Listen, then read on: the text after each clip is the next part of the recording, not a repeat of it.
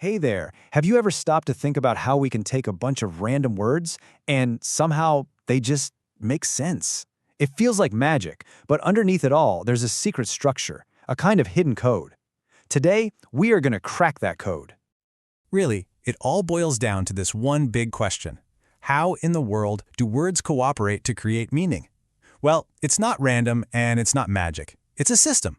A really beautiful, elegant system that we're about to take apart, piece by piece. Okay, take a look at this sentence. Super simple, right? The fluffy cat slept soundly on the mat. But for this to mean anything at all, every single one of those words has a very specific job to do.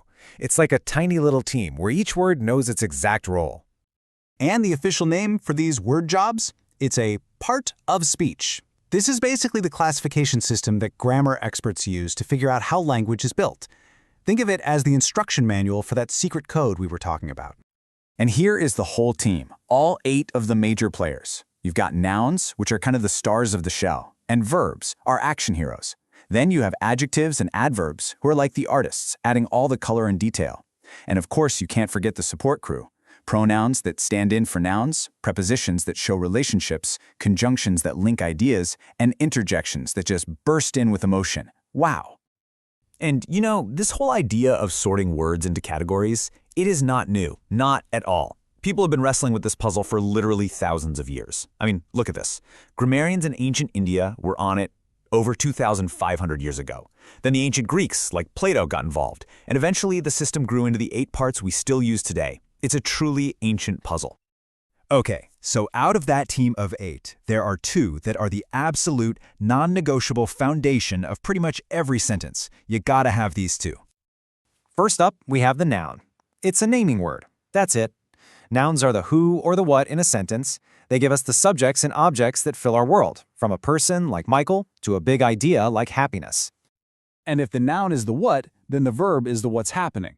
The verb is the engine of the sentence. It's the part that gets things moving. It can show an action, like walk, or it can just show a state of being, like the tiny but powerful word is. So look, you put a noun, cat, and a verb, slept, together, and boom, you've got a complete thought, a full sentence. This right here is the bedrock. Everything else we do is just going to build on this simple, powerful foundation. But let's be honest, a sentence with just a noun and a verb, it works, but it's a little boring, right? It's kind of like a black and white sketch. So let's bring in the next 2 members of the team to add some life to it. And that brings us to the adjective. The adjective's entire job in life is to give us more information about a noun. It answers questions like, what kind of cat? Or which one is it? They're all about the details. So let's go back to our sentence. We just add one little adjective, fluffy, and bam, the picture in your head instantly gets sharper. It's not just some random cat anymore. Now it's a fluffy cat. See how that one word makes such a difference? So, what's next? Well, we have the adverbs. Now, if adjectives add detail to nouns, adverbs add detail to the action, to the verbs. They tell us how something happened, or when, or where it happened. They bring a whole new layer of precision to the story. And look what happens to our sentence now. We add the adverb soundly. So now we don't just know that the fluffy cat slept, we know how it slept. It slept soundly.